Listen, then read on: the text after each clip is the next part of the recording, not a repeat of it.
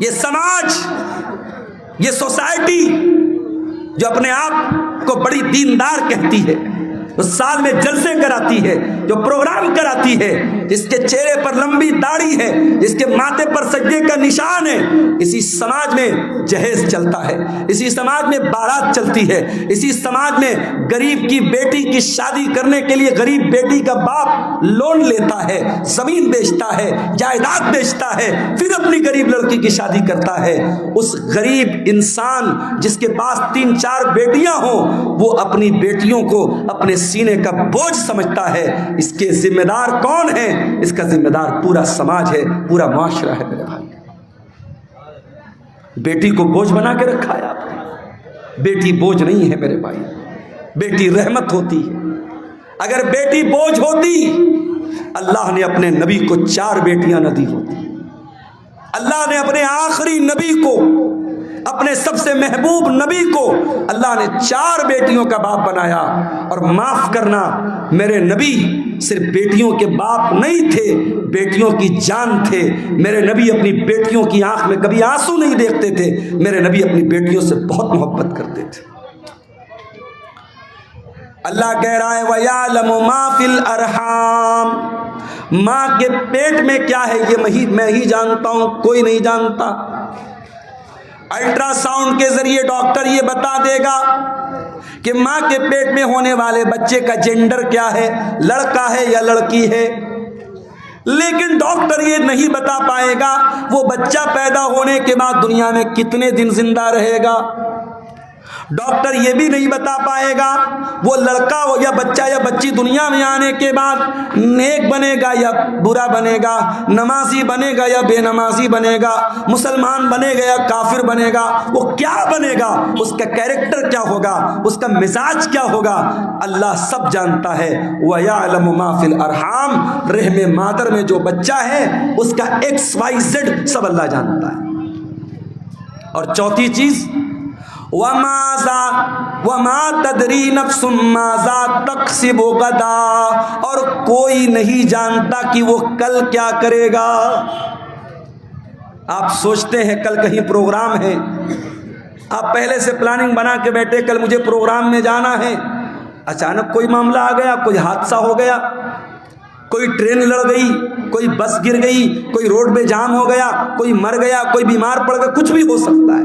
ہم نہیں جانتے، ہم فائنل اور کنفرم نہیں جانتے کہ ہم کل کیا کریں گے۔ ایک پلاننگ کرتے ہیں، ایک اندازہ کرتے ہیں، لیکن کنفرمیشن ہم نہیں بتا سکتے کہ ہم کل کیا کریں گے۔ اور 5ویں چیز وَمَا تَدْرِي نَفْسٌ بِأَيِّ أَرْضٍ تَمُوتُ، اور کوئی نہیں جانتا کہ وہ کہاں مرے گا۔ قاری عبد الباسط صاحب نے بھی نہیں سوچا ہوگا کہ میں کٹیہار کے اور لابا ہے کون سا ہے یہ ضلع کون سا ہے کٹیہار کے گھسیا گھاٹ کا رہنے والا، کیا انہوں نے سوچا ہوگا کہ میں ساؤتھ انڈیا میں جا کے کیرلا میں جا کر کے میرا انتقال ہوگا؟ نہیں، ان کے بچوں نے نہیں سوچا ہوگا۔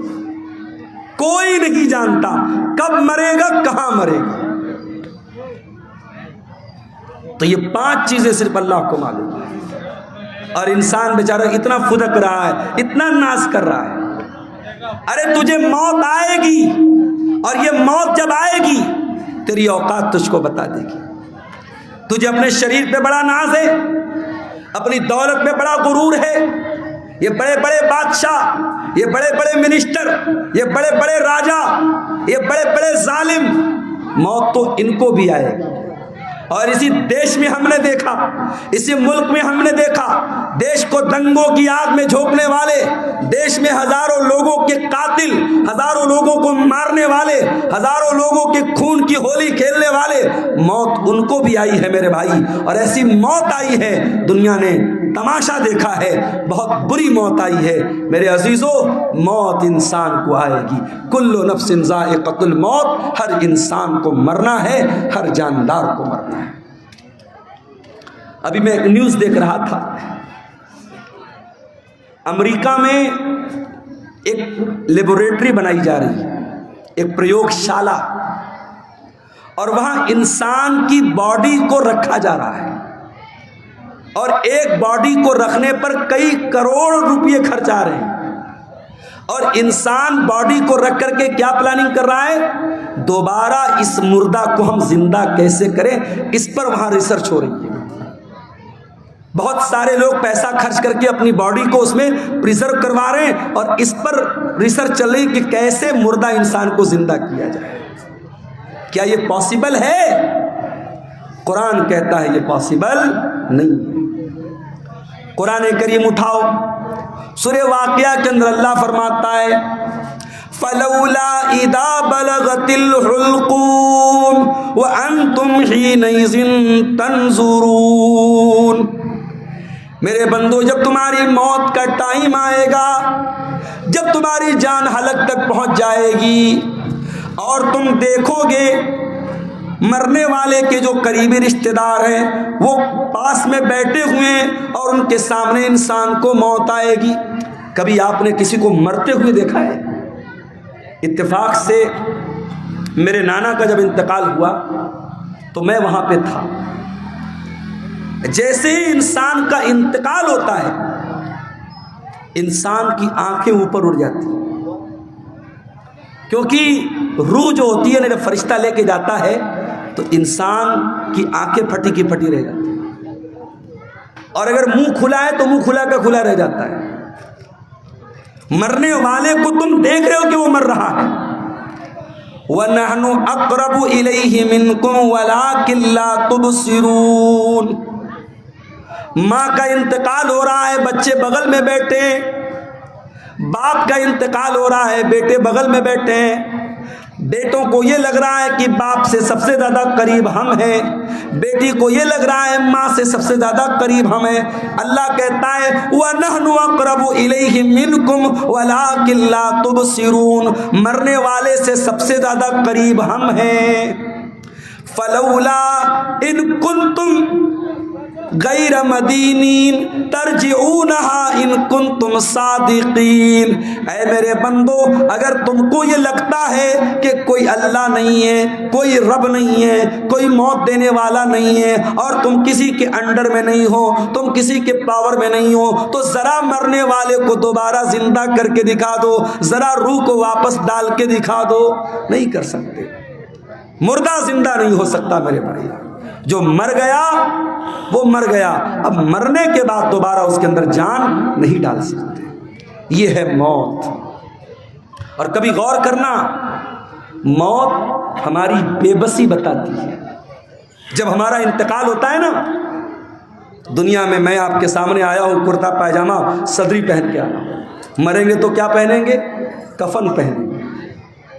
دنیا میں نہانے جائیں گے، کوئی لکس سے نہا رہا ہے، کوئی لائف بوائے سے نہا رہا ہے، کوئی سنتھول سے نہا رہا ہے، کوئی الگ الگ برانڈ کے صابن استعمال کر رہے ہیں۔ جاڑے کا موسم ہے، ہم گرم پانی کر کے نہا رہے ہیں۔ گھروں میں جو پیسے والے لوگ ہیں گیزر لگواتے ہیں، گرمی کا موسم ہے ٹھنڈے پانی سے نہاتے ہیں۔ مر گیا بیچارہ کچھ نہیں بولتا، گرم سے نہلاؤ، ٹھنڈے سے نہلاؤ، صابن کے ساتھ نہلاؤ، بنا صابن کے نہلاؤ، کچھ نہیں بول سکتا۔ دنیا میں نہاتا تھا، اپنا الگ ایٹیٹیوڈ تھا، آدھا گھنٹے تک نہاتا رہتا تھا، چہرے کے لیے الگ فیس واش تھا، باڈی کے لیے الگ باڈی واش تھا، بالوں کے لیے الگ شیمپو تھا۔ لیکن آج مرنے کے بعد آج اتنا بے بس ہے انسان، دوسرے اس کو نہلا رہے ہیں، اس کے رشتہ دار اس کو نہلا رہے ہیں۔ وہ بیچارہ یہ کہنے کی طاقت بھی نہیں رکھتا کہ میں تو لک سے نہایا کرتا تھا، تم مجھے بیر کی پتیوں سے کیوں نہلا رہے ہو؟ میں تو فلاں صابن سے نہایا کرتا تھا، میرا فیوریٹ صابن کہاں ہے، میرا شیمپو کہاں ہے، میرا باڈی واش کہاں ہے، میرا فیس واش کہاں ہے؟ وہ بیچارہ یہ کہنے کی طاقت بھی نہیں رکھتا کہ میں تو دنیا میں پانی ہمیشہ گرم کر کے نہایا کرتا تھا، تم مجھے ٹھنڈے پانی سے کیوں نہلا رہے ہو؟ دنیا میں نہاتا تھا، باتھ روم میں پیک ہو کر کے نہاتا تھا، آج اس کے نہلانے والے، اس کے گھر والے اس کو نہلا رہے ہیں، اس کے بدن کا کپڑا بھی نہیں اتر رہا ہے، کینچی سے اس کا کرتا کاٹا جا رہا ہے، کینچی سے اس کی بنیان کو کاٹا جا رہا ہے، اس کا تہبند اتارا جا رہا ہے، اس کا انڈر ویئر اتارا جا رہا ہے، آج اس کی شرمگاہ کو دوسرے لوگ کھول کر کے نہلا رہے ہیں۔ اللہ اکبر، کتنی بے بسی ہے میرے بھائی۔ نہلا دیا گیا، اب کفن کا نمبر آیا. اسلام کی تعلیم دیکھو, امیر آدمی کو بھی وہی کفن دینا ہے, غریب کو بھی وہی کفن دینا ہے, وہی سوتی کپڑا ہے, وہی سفید چادر ہے. دنیا میں بہت رنگین رنگین پہن کر کے چلا کرتا تھا, برانڈڈ کپڑے پہنا کرتا تھا, مہنگے کپڑے پہنا کرتا تھا. آج مرنے کے بعد اسی سوتی چادر میں اسی سوتی چادر میں تجھ کو کفنایا جا رہا ہے, اسی سوتی کفن میں تجھ کو کفنایا جا رہا ہے. کفنا دیا گیا. اب اس کے بعد قبرستان لے کے جانا ہے. اگر قبرستان قریب میں ہے, جنازے کی چارپائی پہ لاش کو رکھا گیا, چارپائی کو 4 لوگوں نے کندھے پر اٹھایا, لے کے قبرستان پہنچے. اتنا بے بس ہے انسان, مرنے کے بعد ہل نہیں سکتا. اس کی باڈی کو 4 لوگ مل کر کے جنازے پر اٹھا کر کے لے کے قبرستان جا رہے ہیں. قبرستان لے کے جایا گیا, وہاں پہلے سے قبر کو کھود کر کے ریڈی کیا گیا ہے. جنازے کو قبر میں اتارا گیا, مٹی ڈالی گئی, قبر تیار ہو گئی. گھر والوں نے کھڑے ہو کر کے مغفرت کی دعا کر دی, آسانی کی دعا کر دی. پھر اس کے بعد مٹی ہاتھ سے اپنے مٹی جھاڑ کر کے گھر والے واپس چلے گئے. اے انسان, تو کتنا غافل, تو کیا کیا حرکتیں کرتا ہے.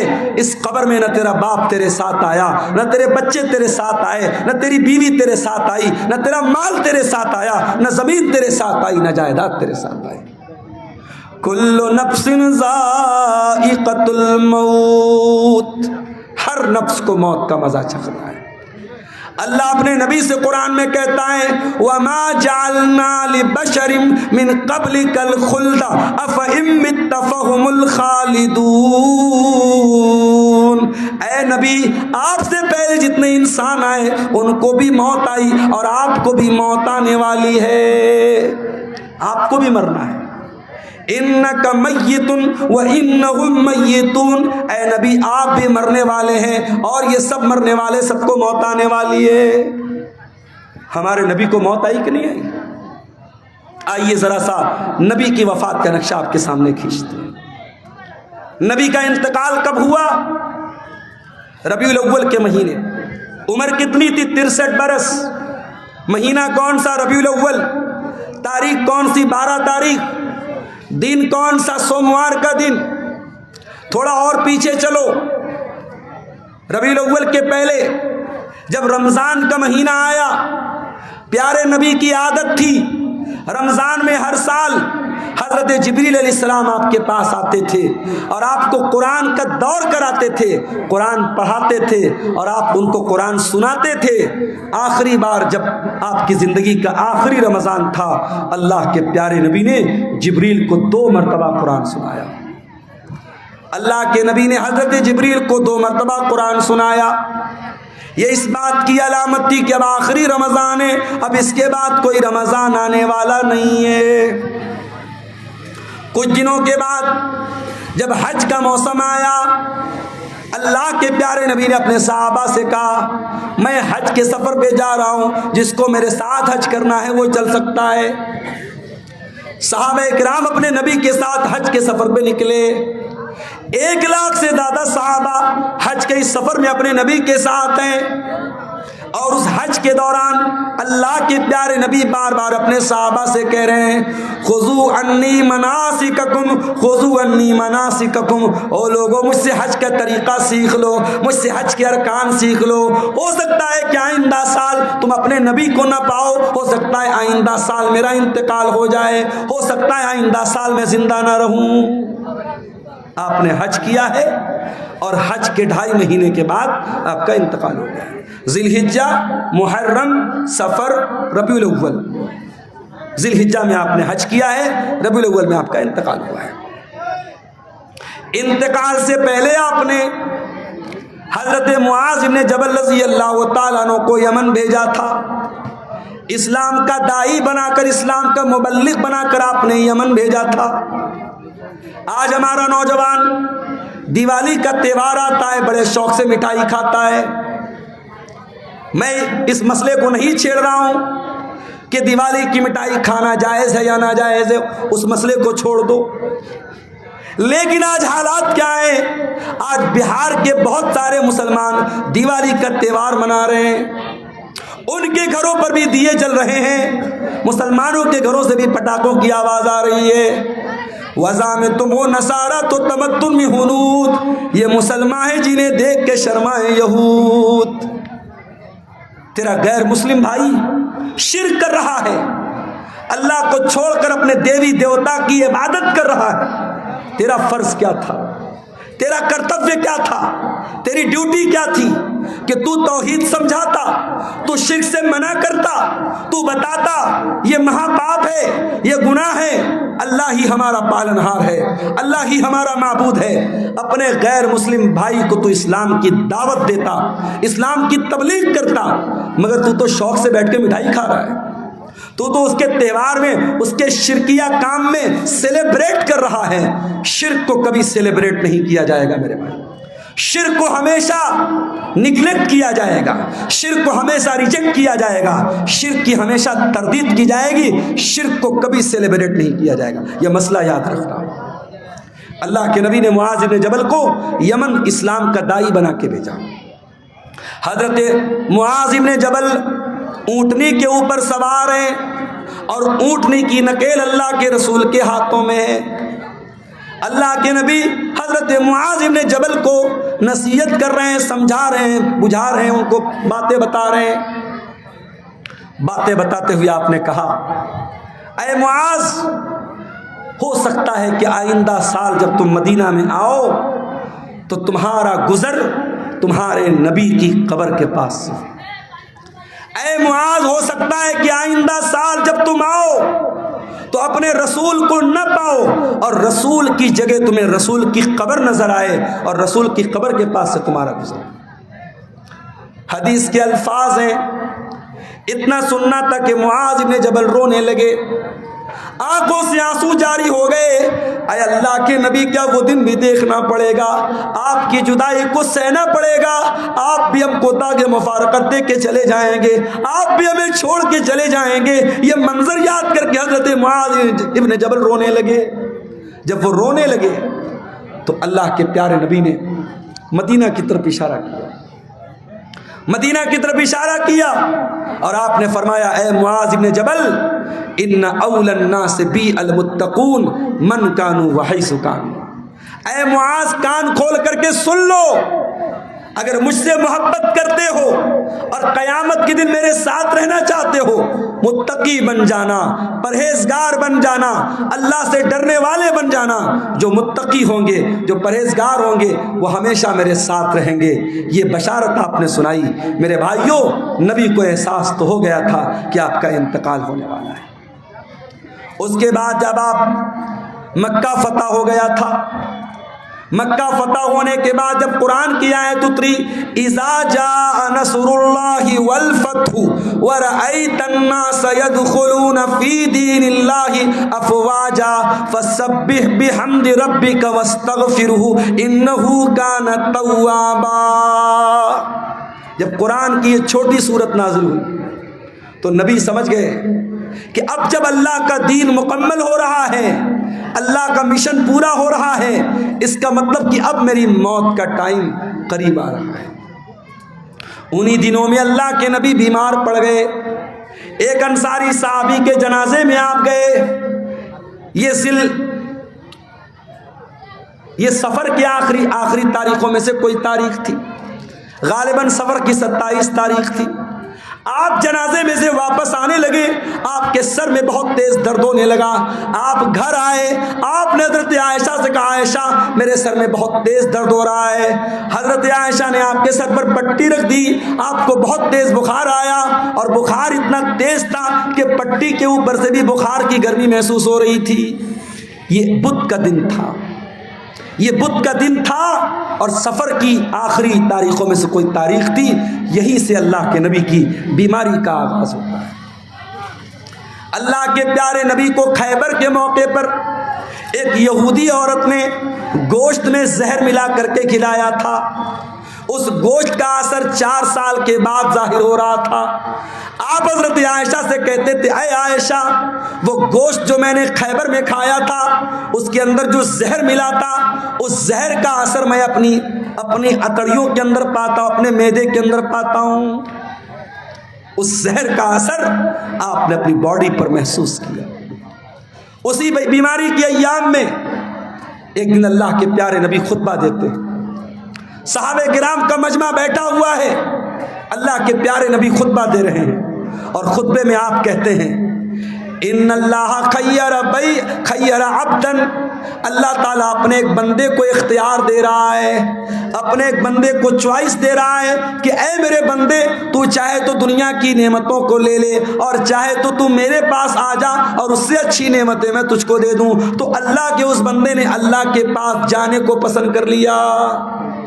ابھی اتنا بیان کیا تھا آپ نے کہ ابو بکر صدیق زاروں قطار رونے لگے، اور روتے ہوئے کہنے لگے فدیناک بآبائنا و امہاتنا، ہمارے ماں باپ آپ کے اوپر فدا ہو جائیں، ہمارے ماں باپ آپ پر قربان ہو جائیں۔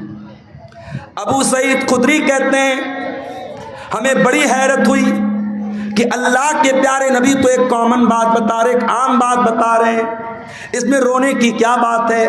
یہ ابو بکر کیوں رو رہے ہیں اور روتے روتے یہ کیوں کہہ رہے ہیں کہ ہمارے ماں باپ آپ کے اوپر قربان ہو جائیں؟ مگر ہم کو بعد میں پتا چلا کہ اللہ کے پیارے نبی اپنی بات کر رہے تھے کہ اللہ تعالیٰ مجھ کو اپنے پاس بلانا چاہتا ہے۔